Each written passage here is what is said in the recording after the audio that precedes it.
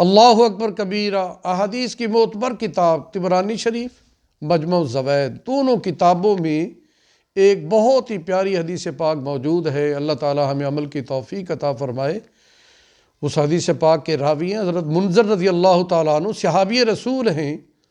فرماتے ہیں کہ مجھے میرے پیارے آقا نبی کریم رؤوف الرحیم صلی اللہ علیہ وسلم نے ایک مرتبہ ارشاد فرمایا کہ اے منذر، میری یہ بات پلے باندھ لو اور آگے تک بھی پہنچا دو کہ جو بندہ مومن نماز فجر کے بعد 3 مرتبہ اور نماز مغرب کے بعد 3 مرتبہ یہ کلمہ پڑھے گا، رضیت باللہ ربا وبالاسلام دینا وبمحمد نبیا صلی اللہ علیہ وسلم، قیامت کے دن میں اللہ کا نبی اس کا ہاتھ پکڑ کر اپنی ضمانت سے جنت میں داخل کروں گا۔